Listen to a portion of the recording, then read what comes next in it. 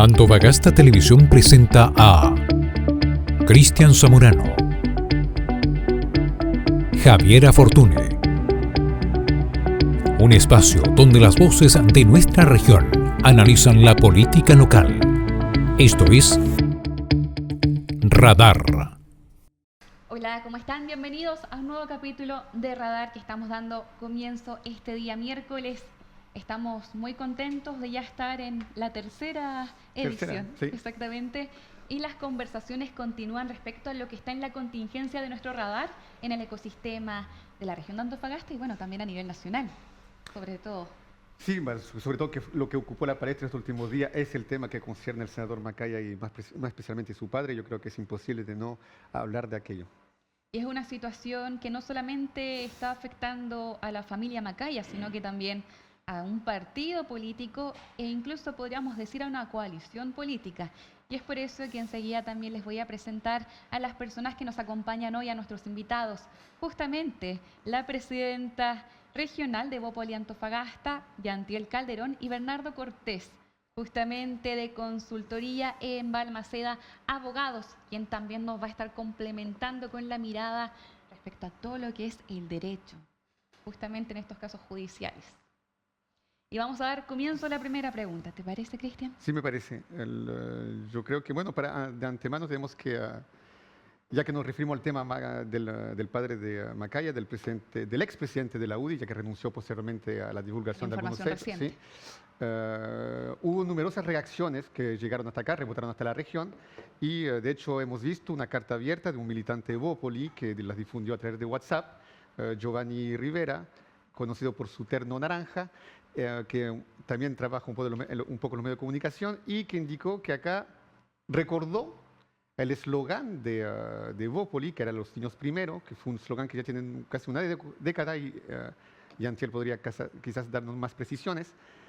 Y indicó que estuvo muy sorprendido por la ausencia de reacción por parte de los partidos de Chile Vamos, que trataron un poco, y eso dio lugar también a unas declaraciones de la misma Yantiel Calderón, que se encuentra aquí presente, y me parece que tenemos algunas imágenes en cuanto a lo que declaró ayer en relación con el caso Macaya. Acá vemos la carta abierta del militante Evópoli, y ahora me gustaría ver si podemos ver la reacción, la declaración de Yantiel Calderón, presidente regional de Evópoli.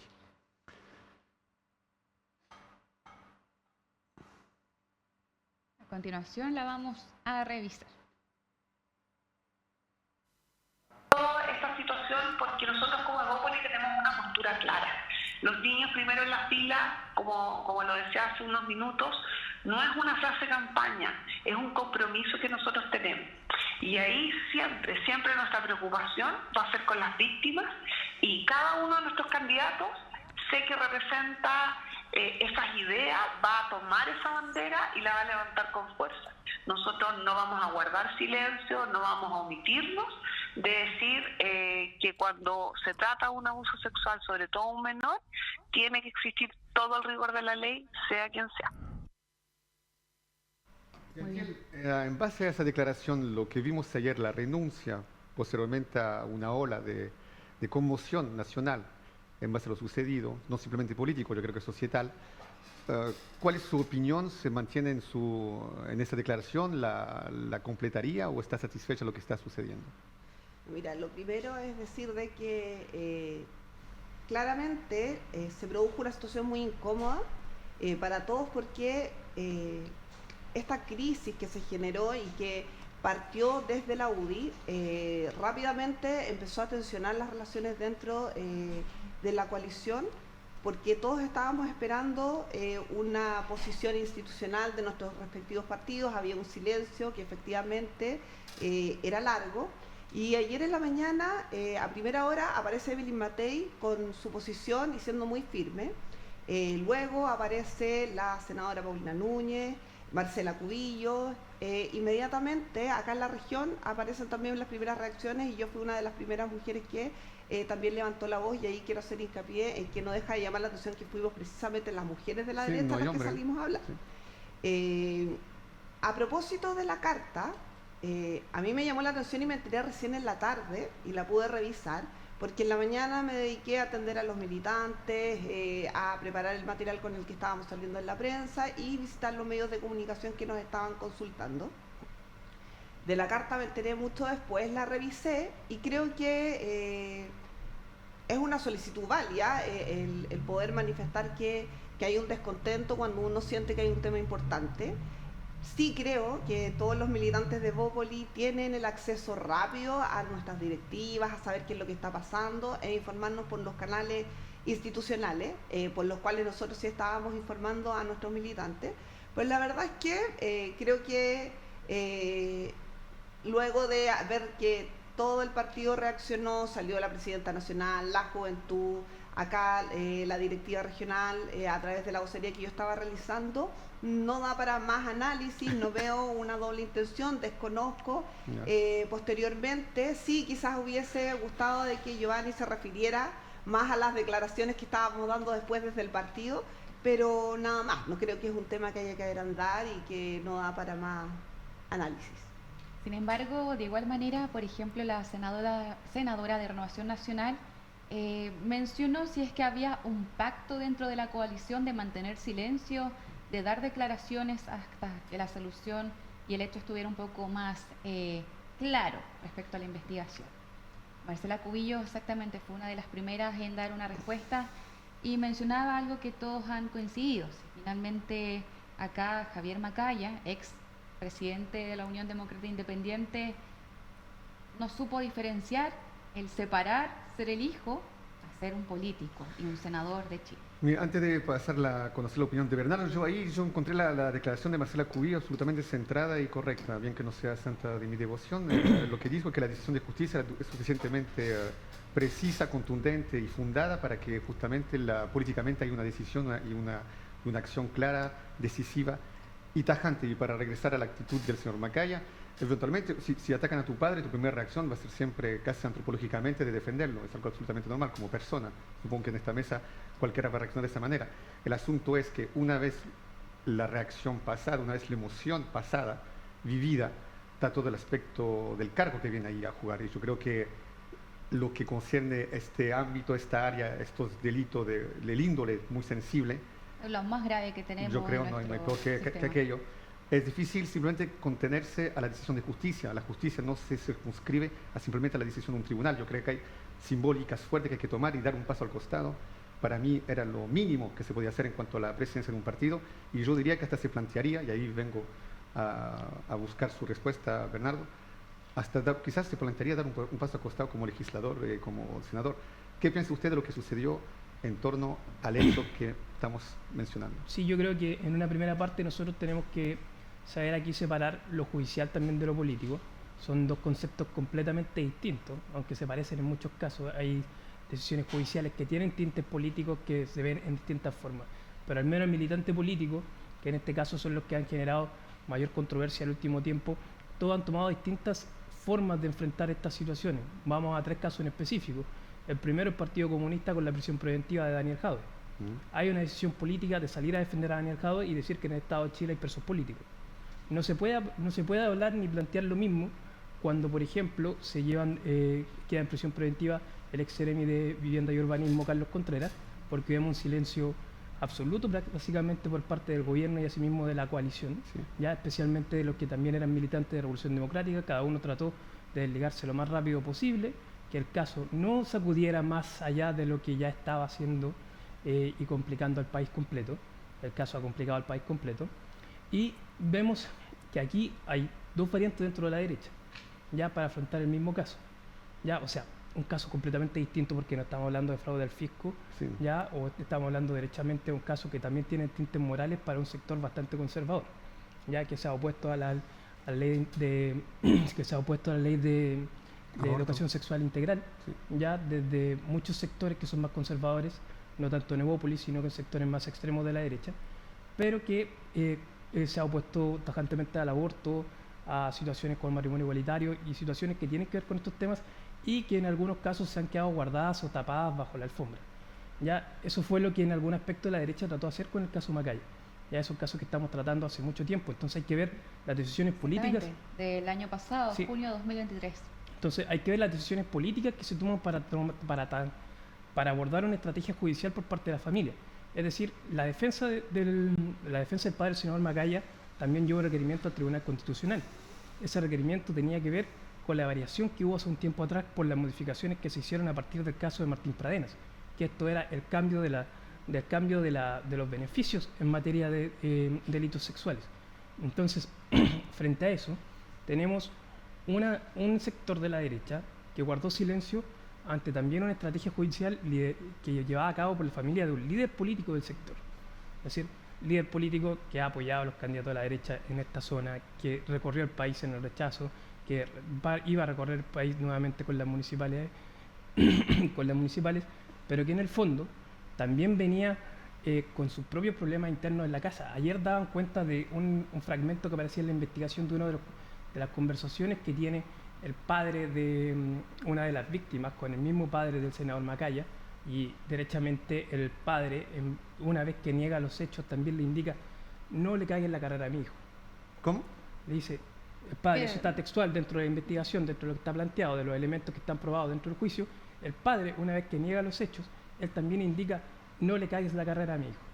Ya. Lo único que le dice, Macaya. no. Sí. Sí, por el tema del senado. Entonces, ¿Pero qué quiere indicar con aquello?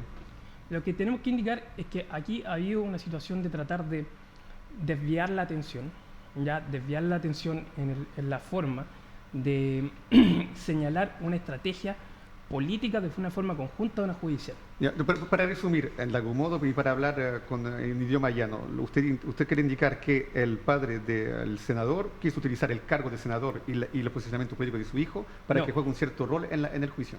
No No necesariamente. Yo creo que aquí sí sabían los alcances que iban a tener este tema, ya sabía cuáles iban a ser las repercusiones que iban a tener. Afortunadamente para el senador no se enfrenta a una reelección próximamente, todavía le queda un poco más de tiempo. Ya. Pero en esta situación sí hay una decisión conjunta de la familia, entendiendo que aquí también hay un apoyo transversal por otros sectores que se entiende el silencio que han guardado. O sea, hoy en día salir a señalar ya es bastante tarde porque tenemos una sentencia, ya, pero la acusación viene de mucho antes. Ya. Ya, y el peor... Pero ahí prevalía también la presunción de inocencia. Sí, claro, podemos señalar que está el tema de la presunción de inocencia, pero es ahí donde tenemos que fijar la diferencia de lo jurídico de lo político, porque en este caso, por ejemplo, la defensa del Ministerio Público y también los mismos tribunales tienen derecho a utilizar todos los mecanismos legales para poder llegar a obtener un buen resultado. Sí. Pero aquí tenemos un senador de la República que pone en cuestionamiento sobre la legalidad de cómo se obtiene una prueba que está presentada en el juicio. Entonces, Y él mismo luego se arrepiente de dar esa declaración después de toda la repercusión mediática que generó. claro, entonces, esas son decisiones de carácter político, porque previamente a salir a dar una declaración de prensa también hay una elaboración de un discurso que voy a plantear, que voy a decir, qué es lo que va a recoger la prensa. Bernardo, para dejar más claro este hecho para la comunidad, para las personas que ven Radar. La investigación se conoció en junio del año pasado, fue condenado la semana pasada, supimos de estos 6 años de presidio, de arresto, justamente por abuso sexual reiterado a 2 menores. La diferencia que tenemos entre el periodo de investigación y el periodo post declaración de condena, cuando se le da la prisión, pero luego se revoca esta medida cautelar, arresto domiciliario, ¿con eso quedamos o hay algo más? Porque por lo que tengo entendido, la condena todavía no es ejecutoriada. Si no se encuentra ejecutoriada, es decir, que todavía no está firme. Ya acá hay un elemento que también hay que considerar, porque se encontraba en prisión, porque se encontraba con arresto domiciliario. Aquí también hubo el pago de una caución para permitirle esta situación completamente distinta. No es la realidad de todos los chilenos que lamentablemente no tienen el mismo derecho. Hay personas que están cumpliendo con prisiones preventivas por delitos mucho menores y más leves. Es decir, yo creo que hay situaciones que uno tiende a comparar mal, ya, porque no tienen que ver, pero si uno busca los criterios por los cuales se están llevando a cabo las prisiones preventivas acá en Antofagasta, van a ser mucho menor que por el hecho de lo que se está enfrentando el padre del senador. Ya, frente a eso, y para terminar de responder bien tu pregunta de forma más concreta, acá lo que hay que zanjar y lo que hay que ver es que todavía estábamos dentro de los plazos legales para que se pudieran interponer recursos por parte de la defensa. Okay. Ya. Políticamente, ya que se intentó de explicar un poco la aproximación jurídica, políticamente, ¿usted está satisfecho o no, Yantiel, de lo que se ocurrió últimamente? No, la verdad es que yo creo que el senador Macaya confundió sus roles, tiene una responsabilidad como presidente de un partido y claramente si esto le afectaba a nivel personal debería haber dado un paso al costado antes, hubiese evitado una situación muy incómoda y que además nos distrajo de lo importante. Yo creo que políticamente nosotros no podemos perder el foco que acá hay víctimas de abuso sexual y es de quienes nosotros nos debemos de preocupar y en quienes teníamos que haber puesto toda la atención y los esfuerzos hoy día por, en el fondo, apoyar y seguir avanzando en que este tipo de cosas no sucedan. Entonces creo que por fin ayer ya se pudo poner mayor claridad al asunto cuando ya el senador decide dejar la presidencia del partido y permite a nosotros poder ordenarnos y también poner el foco en lo que corresponde. Nos vamos a ir a una breve pausa, pero a la vuelta vamos a seguir conversando de las repercusiones que ha generado este caso y otros también a nivel judicial a la política y por supuesto previa a las elecciones de octubre. Breve pausa y volvemos.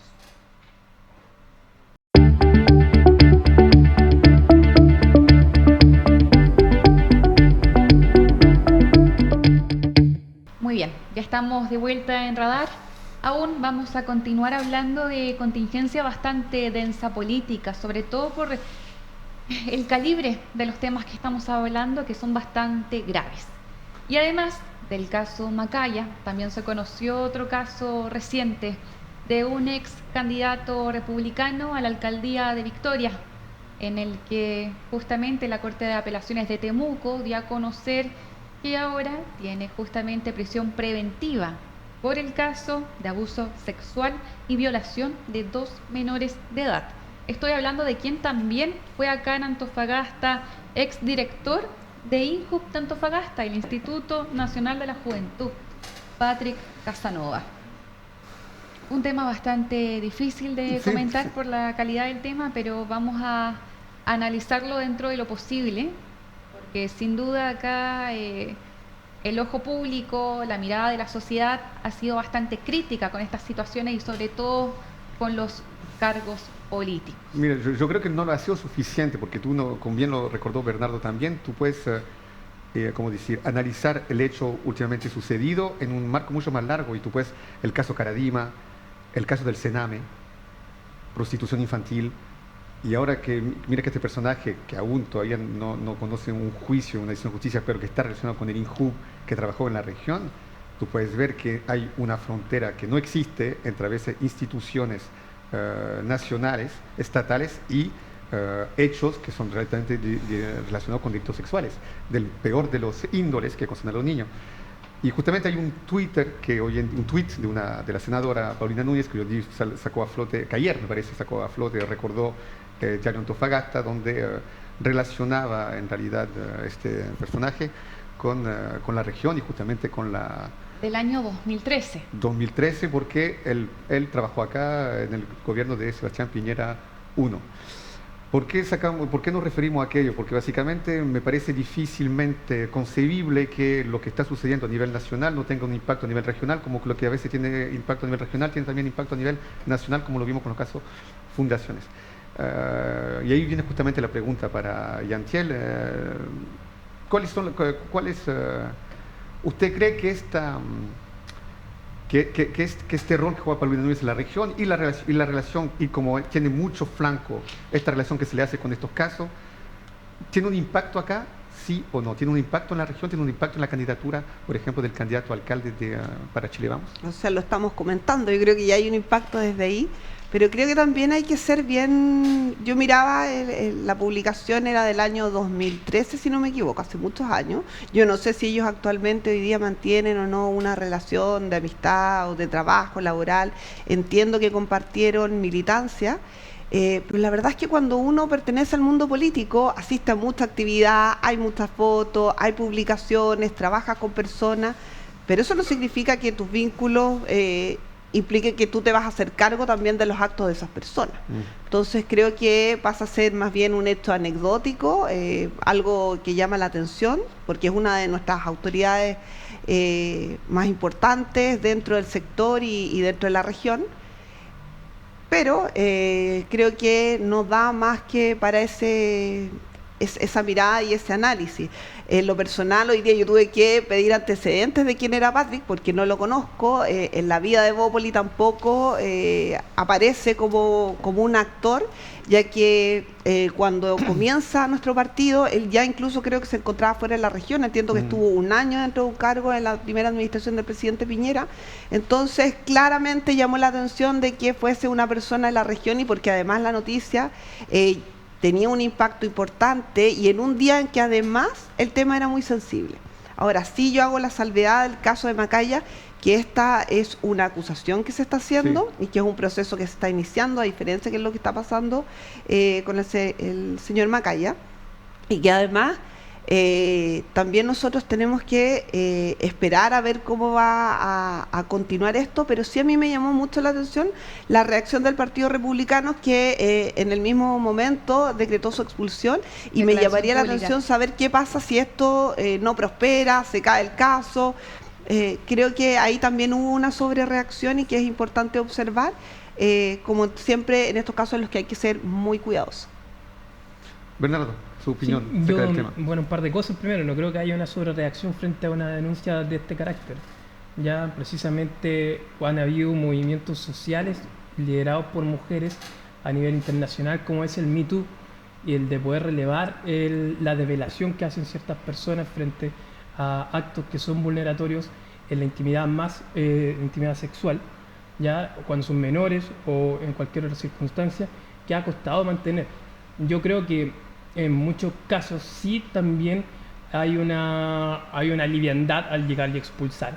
Es decir, hoy en día tú te ves manchado por esto, vete, pero tampoco nos hacemos cargo que yo creo que el principal conflicto aquí se da, y el arrinconamiento mediático que se hace tiene que ver con las defensas que se hicieron en otros casos dentro del mismo sector. Hablábamos recién, y lo mencionaba también aquí el doctor Zamorano, que tiene que ver con el tema de el caso Caradima, el caso de Paul Schaeffer. Ya las defensas siempre han venido del mismo sector, entonces es más fácil arrinconarlo frente a estos temas porque saben que también les van a molestar, saben que también les van a comentar. Patrick Casanova también, tuve la suerte o mala suerte quizás de conocerlo. Ya él fue director del INJU en una época yo era estudiante secundario, ya, y también tuvo mucho que ver con con decisiones políticas que se tomaban entonces para poder poner límites e intervenir lo que tenía que ver con los movimientos estudiantiles que se generaron en la época. Es decir, él tenía una participación no brevemente en las vinculaciones políticas y decisiones que se tomaban en algún momento, donde la senadora en esa época era seremi de gobierno, donde compartían un mismo gobierno porque estuvo más de un año, ya, y tenían que ver estas cosas. Entonces tenían que tomar muchas decisiones de forma conjunta y todas esas cosas. Había un vínculo un poco más largo y permanente. Yo creo que por eso el diario Antofagasta recoge esta situación. Ya fue también un director que también atacó el diario Antofagasta, que tiene que ver esas cosas, también lo relevaba en el día anterior. Es decir, acá la situación yo creo que tiene que ver con hoy en día la derecha, y me gustaría a mí que derechamente decirlo, que el mundo más liberal de la derecha fuera un poco más categórico al decirlo. Es decir, nosotros no podemos permitir que esta situación se vuelva a dar, porque no tienen que ver solamente con los niños. Pero ¿cómo solucionamos estos temas? ¿Elevamos las penas? No lo saben, ya lo vimos. Antes del caso de Martín Pradenas, ya las personas que iban a ser condenadas por delitos sexuales de este carácter, que tienen que ver con abuso sexual, podían acceder a beneficios como una libertad vigilada. ¿Ya? Hoy día ya no puede porque hubo modificaciones. Sí, pero ahí hay algo que me llama la atención, Bernardo, porque los crímenes, delitos sexuales sobre menores, usted lo está metiendo en la misma categoría, o usted es una tipología igual relacionado porque el caso Pradenas es un abuso sexual, una violación, pero con una persona de su edad o un poco menor, pero no es una menor de edad. Es decir, yo creo que hay un carácter absolutamente patológico en lo que concierne a la pedofilia, así, una lacra, en la cual yo creo que ahí justamente se plantea toda la complejidad del castigo de castigo en el sentido que cómo tú puedes reinsertar socialmente a una persona que está violando niños. Y la cosa ya vamos más allá. No sé si es correcto realmente conectar esos dos tipos de delitos. No tiene que ver con esa situación, tiene que ver con la solución. ¿Ya? Porque la solución yo no creo que vaya con el aumento de pena. No creo que vaya por el justamente lado... por eso le indico la diferenciación. Sí, por eso yo voy. Dentro metiéndolo quizás, lamentablemente, en un mismo saco, ya que son los delitos sexuales en general, no creo que vaya con el aumento de pena. Pero también tiene que ver con otras cosas, como educación sexual, para que las niñas y niños no tengan miedo de denunciar con mayor anticipación frente a hechos que se están viendo. Y usted dice que políticamente Evópoli, la derecha liberal, debería un poquito más pronunciarse en favor de educación sexual. Yo creo que debe denunciarse especialmente cuando la derecha se ve muy arrinconada por lo que va pasando con los sectores más extremos del sector. Es decir, por ejemplo, si el día de mañana o un poco más adelante, no sabemos si llega, ¿qué pasa si llegamos a que la derecha tiene un acuerdo transversal desde el Partido Republicano hacia Evópoli en materia municipal? ¿Se van a ver limitados a opinar o decir ciertas cosas? Es una buena pregunta. ¿Podemos plantearlo, Yantiel? Sí, por supuesto. Mira, yo creo que ahí nosotros siempre hemos mantenido una postura muy clara. O sea, nosotros, para empezar, siempre hemos condenado toda acción y que vaya relacionado todos los actos que tengan que ver con abuso sexual, ya sea de personas adultas o de menores, y especialmente cuando son menores, porque nosotros tenemos un compromiso con el tema de la infancia, es una de nuestras banderas. Nunca hemos tenido una posición blanda al respecto. Tampoco tenemos una posición en cuanto a tener limitada la educación sexual. Somos liberales, por lo tanto creemos que cada persona tiene derecho a hacer su propio proyecto de vida como corresponda, pero sí, claramente nosotros vamos a trabajar siempre porque esa educación sexual y porque la defensa de los derechos sea sin ideologías y sin tener por trasfondo una radicalización de las visiones, ya sea feministas o de los extremos. Ahora, tampoco yo creo que nosotros vamos a permitir que dentro de un proyecto amplio de derecha exista una limitación por sectores conservadores. Creo que nosotros siempre hemos señalado que nosotros pertenecemos a la centro derecha y podemos llegar a muy buenas conversaciones con la derecha más conservadora como con otros sectores políticos, pero nunca vamos a dejar que nos limiten por temas valóricos. Sí. Bueno, sin duda, yo creo que las personas del sector político, lo primero que esperan es la expulsión de algún involucrado en este tipo de casos. Pero además también se cuestiona bastante finalmente el requisito o qué tan efectiva quizás es una fiscalización interna de las personas que militan dentro de un partido político. ¿Cuál es un requisito para ser militante? ¿Ser mayor de edad? Más que eso, no tenemos algo como una prueba psicológica o algo que nos garantice no tener una persona que vulnera derechos de esta manera. Es súper delicado poder contemplar eso. Y también vamos a comentar algo que va a ir muy de la mano con otras políticas que se han estado levantando. No, justamente lo que decía Bernardo acerca de la solución, y justamente por eso digo que el tema es tan sensible que despierta absolutamente lo pasional. Evidentemente hay una dificultad.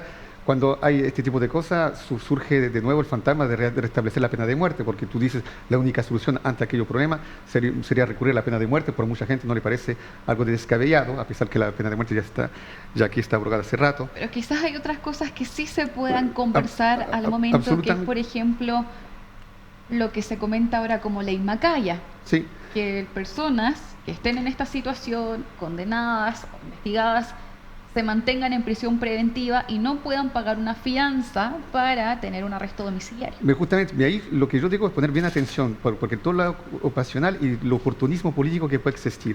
¿Quién hoy en día está proponiendo la ley Macaya? Catalina Pérez. Catalina Pérez en la región. Yo quisiera indicar que Catalina Pérez, que lo queramos o no, de ese sector surge el caso Fundación, y del caso Fundación concierne esencialmente gente del entorno de Catalina Pérez. Nadie ha quedado satisfecho de la respuesta que ha entregado esa persona. Es decir, al inicio se victimizó, al inicio jugó sobre la tecla del género, que era un ataque contra una mujer, y finalmente se perdió aquello diciendo que no era ella, que no sabía, que ignoraba todo, sabiendo que tú, su círculo, su guardia pretoriana está involucrada. Y yo quisiera simplemente recordar que, por ejemplo, cuando surgió el caso Catilloma, que usted también, Bernardo, estuvo muy cerca de ese tema, ya que fue su gabinete estuvo defendiendo a la hermana de la familia entera de Catilloma, apareció Liliana, la tuvo como compañera de clase. Liliana González, que yo la vi, la vimos, lo podemos ver, de hecho tenemos las imágenes, cercana a Catalina Pérez, que apareció también en los diferentes eventos, manifestaciones, protestas, que reunieron más de 5.000 personas, en la cual estaba la hermana de Catilloma liderando aquello. Vemos que inmediatamente, posteriormente a aquello, resurge Catalina Pérez en las reuniones con el CEREMI y con otros diputados. En viajes a Paraguay junto a delegaciones y posteriormente, presidenciales. entonces tú ves que cuando hay un tema tan sensible como la depresión, como el maltrato psicológico del profesor, reaparece, no le quita validez al tema, pero hay un aprovechamiento político de mi parte y por parte de esa diputada. Luego, por ejemplo, el famoso tema de los ramaderos. Los ramaderos, cada vez que se acerca septiembre, hay toda una polémica en torno a los ramaderos. ¿Qué hemos visto últimamente? Que Catalina Pérez se acerca a un sector de los ramaderos que antes estaban cerca de la derecha, ahí la señora Carolina Alcaide, que si uno se refiere a una carta de la Seremía, tuvo un problema de denuncia por estafa en la misma Seremía, no llegó todavía a tribunales, pero se quedó ahí en Seremía, y tú ves que ella va defendiendo a los ramaderos que antes, esta misma persona fue candidata para la UDI. Posteriormente a aquello, vemos el viaje a Paraguay, y hoy día toma el tema Macaya como la primera, porque es mujer y porque siente consentimiento. Entonces yo digo, atención, acá también hay un aprovechamiento político. ¿Por qué? Porque no hay una discusión de fondo sobre el problema y abre la puerta a esta especie de oportunismo que yo lo pondría sinónimo de populismo. Entonces yo creo que hay que tener mucho cuidado en cómo intervenir en este tema, porque es tan serio que justamente hay que dejar entrar gente seria y no gente oportunista. Es una teoría que yo tengo, se la dejo planteada y me gustaría escuchar sus opiniones respectivas. ¿Parto yo? Bueno, yo creo que siempre cuando uno tiene tejado de vidrio tiene que ser muy cuidadoso con sus declaraciones, porque si bien la intencionalidad de la ley a mí me pareció adecuada, no conozco cuál sería el detalle, también me gustaría hacer un llamado a que el Frente Amplio y probablemente la diputada Catalina Pérez pensara en una ley Pérez. Una ley que regule la relación de los políticos con las fundaciones que aplican una metodología para desfalcar al Estado. Y creo que en eso hay que tener harto cuidado con las declaraciones que uno da y el aprovechamiento político. Porque sin duda todo lo que uno lanza después puede venir de vuelta y hay que cuidar el cargo que uno tiene, porque es elegida por la gente para poder avanzar en soluciones y no para poder aprovecharse. Bernardo, también ahí entregarle el contexto a la comunidad de que en abril, 19 de abril, Catalina Pérez fue a declarar en calidad de imputada. ¿Qué significa eso y cuál es la diferencia de declarar como testigo a declarar como imputada? Ya, en este caso, que ella esté declarando como imputada guarda relación con que ella está llevando un proceso de investigación en su contra, del cual ya se le fue notificado, al cual está avanzado, todas esas cosas. ¿Cuál es el tema? Que aquí hay límites impuestos por la Constitución que tienen que ver con el fuero parlamentario. Ya, si hoy en día no hemos visto a una Catalina Pérez formalizada ante los tribunales, es porque también tiene que haber un proceso previo administrativo dentro del Congreso que tiene que ver con un desafuero. Eso no ha ocurrido. Ha ocurrido en otros casos, como por ejemplo la doctora Cordero, ya frente a otras situaciones donde fue desaforada, y en otros casos se ha dado lo mismo para poder enfrentar estas situaciones. A mí no me deja de llamar un poco la atención. Yo creo que de verdad acá se trata no sé, hay una constante levantar y levantar noticias, como tratar de hacer olvidar algo que pasó también recientemente y que complicó también otras cosas. Hay personas que están en prisión preventiva, como el ex Seremi, que también fue su jefe de gabinete. Ya también hay personas que, por ejemplo, el caso de la chica de Tomarte, ya que no tenía mayor vinculación política, pero que también está cumpliendo una prisión preventiva. Entonces, acá yo creo que el tema no se ha abordado de la forma que debiese darle, con la seriedad que se debiese tomar y con todo este tema. Es decir, tenemos una concejala en ejercicio que también puede haber pasado por una prisión preventiva en el penal femenino, ya después que llegaron algunos políticos a ese penal se dieron cuenta que existían ciertas deficiencias, como por ejemplo para que las mujeres puedan orinar de noche, que lo denunció en su momento Marcela Hernando, como si eso no hubiese pasado en los últimos 30 años que han existido los penales femeninos acá en Antofagasta, que el deterioro es notable. No tienen la culpa en este caso Gendarmería para nada, Ya es otra institución que simplemente constantemente está pidiendo recursos para el caso, que tienen que ver con estas cosas. Pero acabamos de ver, o sea, esto es como la teoría del empate, ¿ya? Y lamentablemente acá este equipo está ya más golpeado, que es el equipo de Catalina Pérez, es decir, ya no tiene mucho que decir, no tiene mucho que aportar, porque para la comunidad ya es un elemento que está quemado, ¿ya? En el caso, nosotros lo vivimos cuando tenemos todavía la defensa como estudio jurídico de lo que es la familia Yoma, ya de los audios que se filtraban de forma malintencionada, tratando de vincular para desarmar el movimiento que estaba alrededor de lo que era la familia Yoma, con voces creadas a partir de inteligencia artificial, donde decía, no, yo ya le dije a Catalina Pérez de que voy a ser candidata. ¿Ya? Y esto tenía que ver porque Catalina Pérez era un elemento, era una piedra que anclaba a las personas para decir, no, para desvalidarla socialmente. Yo creo que lo que ella propone quizás puede tener una buena intención, pero también podríamos plantear en el caso donde hay autoridades públicas que cometen esta clase de delitos o tienen este tipo de vinculaciones, que también puedan responder igual que una persona común. ¿Ya? Que quizás el fuero funcione en otros aspectos, cuando tengan que ver de verdad cosas en los que ellos tengan cosas que decir que puedan ser complejas, que sirva para eso, pero no para saltarse procesos penales que le tarden mucho más tiempo.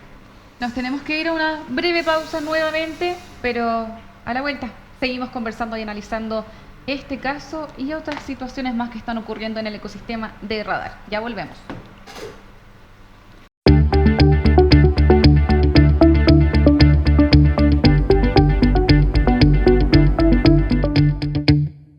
Otra vez, ya es la última parte del programa de hoy y necesitamos sin duda abordar algo que pasó en el capítulo anterior, porque ahora, aprovechando que está Yantiel Calderón, presidenta regional de Bópoli, le quería comentar que en el capítulo anterior estábamos junto al concejal Waldo Valderrama, Partido Comunista, y él dio una declaración frente a la campaña de un candidato a alcalde, Sacha.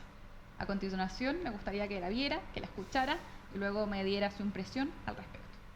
Mira, primero que todo, cuanto al video, yo creo que es una medida desesperada de Sacha Rasmussen, porque su campaña no prende finalmente. De hecho, tiene mucha competencia interna porque es una candidatura bastante débil.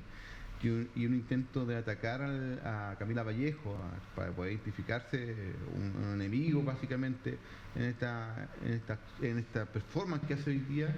Me parece bastante pobre, por decirlo de alguna forma. Y además también con acto de ignorancia, porque la Subsecretaría de Prevención del Delito apoyó al municipio, por ejemplo, de Antofagasta, con un proyecto de 100 cámaras de seguridad, le formuló el proyecto y se los financió. Hoy día están en proceso de licitación. Lamentablemente el municipio igual ha sido bastante eficiente en la licitación en todo este periodo, como ya sabemos. También el Ministerio de Transporte tiene un proyecto de cámaras de seguridad y de control de fiscalización de los vehículos, alrededor de 37 cámaras. Entonces, prometer las cámaras que ya se están haciendo y que están en proceso de implementación, y que fue formulado por este gobierno, y atacar al gobierno, y también una gran contradicción por parte de Sacha Rasmussen, porque su sector político es el que el Parlamento no quiere dar los votos para levantar el secreto bancario y perseguir el delito organizado. Yantiel, ¿qué piensa la declaración? Sacha Rasmussen no marca, está totalmente equivocado, está mintiendo, está utilizando el recurso al anticomunismo para como eje de campaña. Sí, yo lo escuché, lo había escuchado, de hecho ese mismo día estaba viendo la transmisión en directo cuando él dijo que no prendió, que la campaña no prendía ¿qué? No prendía las molotov, las barricadas que tanto le gustan al Partido Comunista. No, claramente eso no es lo que nosotros prendemos. Nosotros tenemos un compromiso con el tema de seguridad y sobre todo con el tema del orden público, que es súper importante. Entonces, claramente, ese video que preparó Sacha tenía que ver con eso, con un tema que para nosotros no es cualquier cosa, es una prioridad y es un dolor y es una necesidad que hay que atender. Probablemente para él sea desesperado. Nosotros creemos que la campaña de Sacha tiene ejes, y comentarte que acá nosotros estamos poniendo la seguridad como uno de los ejes fundamentales, la limpieza, el deporte, el emprendimiento, la calidad de vida, y por lo tanto estamos más preocupados de preparar las propuestas.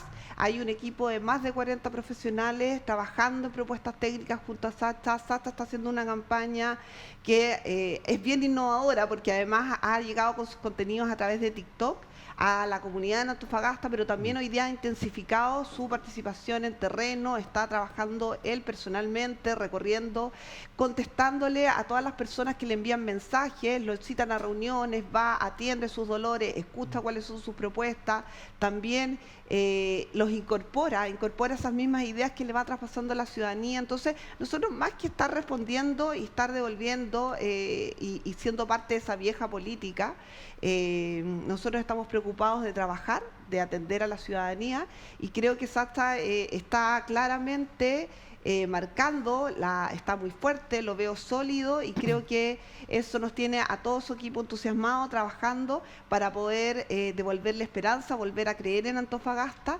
Así que creo que no da para mayor profundización el derecho a réplica. Una breve respuesta antes de pasar la pelota a Bernardo, ya que Bernardo es aficionado de fútbol también. Sí,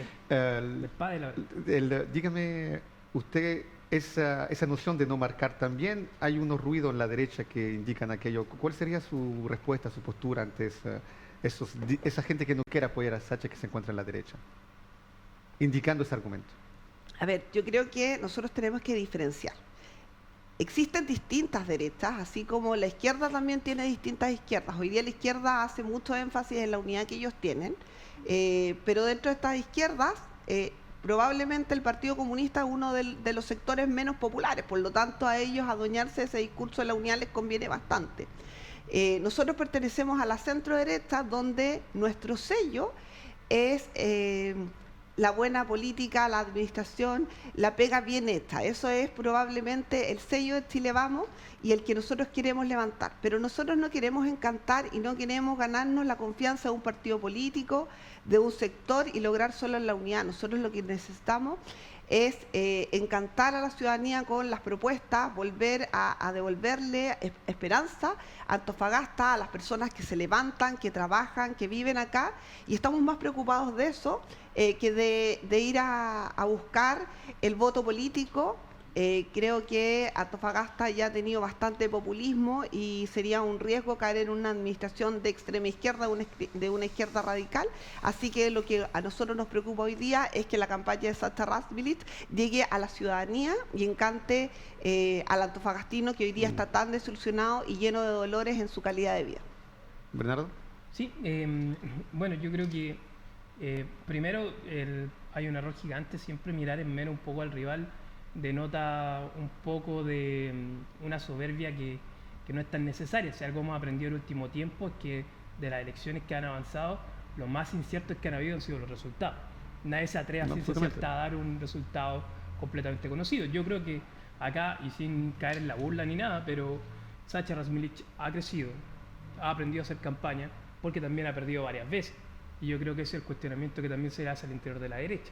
Un candidato que la vez anterior, cuando era candidato a diputado, también algunas personas lo instalaban como unos fijos, seguros que estaba, y también no llegaba ni traspasaba por errores propios, quizá en su campaña o en el contenido o en la forma.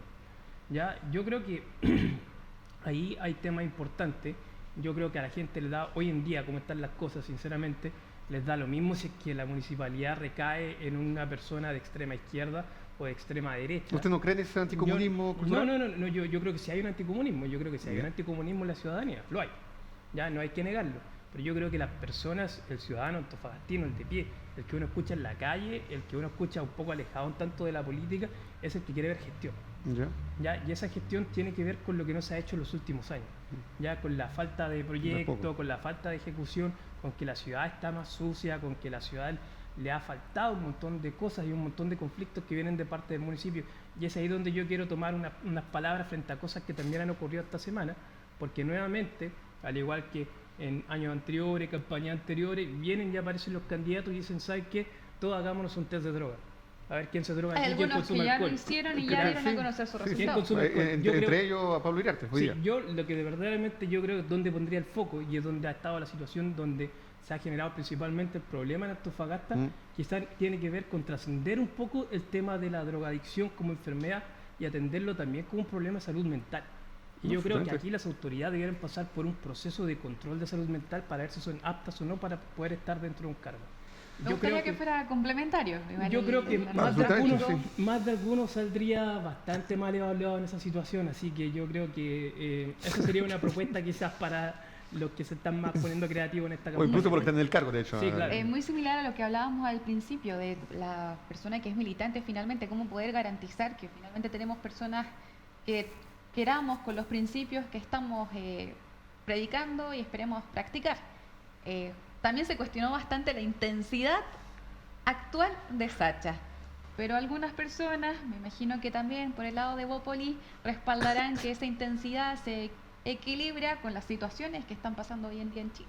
Sí, y justamente, Yanchel, como la última vez le dejamos un espacio al concejal comunista para decirle algunas palabras a Waldo Valderrama, para decirle algunas palabras acerca de su compañero y candidato a la alcaldía de Antofagasta, le dejamos a usted unos minutos para hablarnos justamente del candidato que usted promueve como futuro alcalde para esta ciudad. Sí, bueno, Sacha Razmilic, las personas ya lo conocen. Sacha, así como se habla de Pablo, el arquitecto, yo quiero hablarles a todos de Sacha, el ingeniero comercial que lleva toda una trayectoria trabajando en el mundo privado, siendo un emprendedor, y luego le tocó entrar al mundo público en la dirección de Cercotec, conociendo perfectamente cuál era la realidad que vivían, y le tocó enfrentar un estallido social, una pandemia, trabajar con ellos, destinar recursos, hacer gestión, dedicarse a estar en terreno. Y eso es lo mismo que él hoy día pone a disposición de Antofagasta, esa capacidad de desplegarse, de buscar soluciones, de trabajar por encontrar la solución a los dolores de la ciudadanía, y el estar acompañando. Hoy día hay una sensación también de abandono, de que no hay una autoridad que acompañe, y eso es lo que también él ofrece, esa capacidad de estar en terreno. Es una propuesta que viene llena de esperanza, va a ser una campaña que nosotros queremos levantar con mucha alegría, con mucho optimismo, y creo que la fuerza con la que él viene, que es la intensidad de la que ustedes hablan, es precisamente lo que nosotros queremos traspasar para poder llegar a conquistar los corazones de los antofagastinos y poder estar próximamente trabajando en pos de mejorar la calidad de vida de toda la ciudadanía. Bien. Javier, usted su reflexión final, ¿qué piensa? Reflexión final, más allá del sector político, tenemos que saber reaccionar de una manera más inmediata ante las causas que defendemos. Porque cuando no estamos viviendo la situación podemos comentar y comentar y comentar, pero una vez que ya está la situación sobre la mesa, cuesta mucho decidir y tomar una elección de si vamos a ser fiel a nuestros principios, a lo que decimos, ya sea en un partido político o como persona en realidad, o vamos a caer en lo que no queremos ser y supuestamente decimos que no somos. Más allá del sector político tenemos que saber diferenciar y poder creer también. Finalmente, este rechazo a la política lamentablemente se da por ese tipo de situaciones y ese tipo de personas que no saben asumir cuando lo tienen que hacer. No, yo concuerdo totalmente. Si lo propio de los principios, de poder aplicar, es decir, lo que da valor a un principio, lo que da... Lo que es la base también de un partido político. Es su columna vertebral, la plusvalúa. Y la plusvalúa del actuar de un partido político es que en momentos cruciales aplique sus principios y una cierta coherencia. Yo creo que acá con el tema que conmovió el país entero, y concuerdo en algunos aspectos con lo que dice Bernardo, hay un sector que acá que siempre pregona de la coherencia y de la dureza y de la mano dura. Bueno, acá hay que actuar con mano dura y con coherencia y con fuerza y con un alto valor simbólico en el actuar. Que es decir, yo creo que hasta yo mantendría una discusión acerca de que el señor Macaya siga hasta como senador. Pero bueno, yo he visto que una reacción, lo que me llamó mucho la atención es que la reacción fuera de las mujeres. No he visto hombres políticos de derecha reaccionar hay que destacarlo. de inmediatamente. Bueno, mujeres que tomaron la batuta. Yo eso lo subrayaría para, de algún modo, implícitamente indicar una crítica, porque yo creo que es un tema transversal los géneros. Y para concluir, espero que haya un protocolo de acción en los partidos políticos cuando pasa este tipo de acusaciones.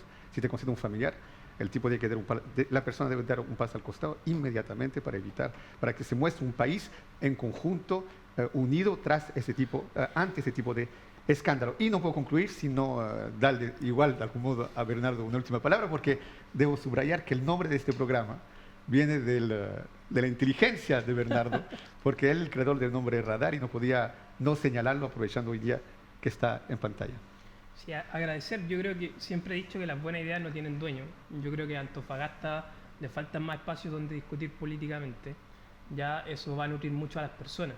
Eso le va a dar mucho contenido de qué hablar y orientar un poco la discusión pública. Hoy día el gran conflicto que nosotros tenemos son las redes sociales. En las redes sociales que se usan para el bien o para el mal, viene alguien, comenta cualquier cosa y la gente lo asume como una verdad absoluta.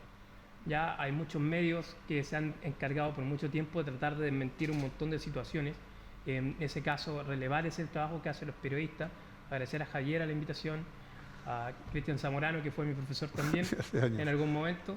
Entonces, frente a esas situaciones se agradece la invitación del canal y que estas ideas tengan y logren traspasar hacia otras sintonías, ya que tiene que ver con que se comunique mejor, el discurso varíe y estas cosas van a ir nutriendo mucho más a las personas. ¿Y el debate? Se va a ir generando debate y todas esas cosas que yo creo que es sumamente necesario. ¿Y Ansel? No, agradecer la invitación, el espacio siempre es necesario para la conversación, para poder intercambiar ideas acerca de lo que uno está viviendo desde el mundo político, aclarar también muchas situaciones. Creo que este tipo de programas se agradece. Había visto ya la edición anterior, lo encontré bastante interesante y hoy día poder participar también, poder llegar con nuestras ideas y que nos conozcan también desde una mirada diferente. Sobre todo a las personas que se mueven acá localmente, que es fundamental. Muchas gracias a ambos por estar hoy en Radar. A ustedes. Gracias a usted, a ti, Javier. Un capítulo bastante consistente sí, en lo denso. que se ha estado comentando en el ecosistema de Antofagasta, ya lo saben, el ecosistema nacional. Muchas gracias a Yantiel Calderón, presidenta regional de Bópoli, Antofagasta, y a Bernardo Cortés, consultor de Balmaceda Abogados. ¿Y a quiénes vamos a tener invitados la siguiente semana? Ahora no me voy a equivocar. Camilo Kong viene el lunes. Muy bien, para que se den cuenta que estamos siendo variados, la idea es darle justamente el espacio de difusión a las ideas, a la conversación, también de hacer un poco de educación cívica que es tan necesaria hoy en día y por supuesto nos falta todavía que tengamos a un dirigente vecinal, así que en los próximos capítulos también en agosto o septiembre no hay duda de aquello, que vendrá alguien de ese índole. Así que ya lo saben, conéctense en Radar y por supuesto en la señal televisiva de Antofagasta Televisión. Muchas gracias por estar junto a nosotros. Gracias a ambos por estar también. Antofagasta Televisión presentó a Cristian Zamorano, Javiera Fortune, un espacio donde las voces de nuestra región analizaron la política local. Esto fue Radar.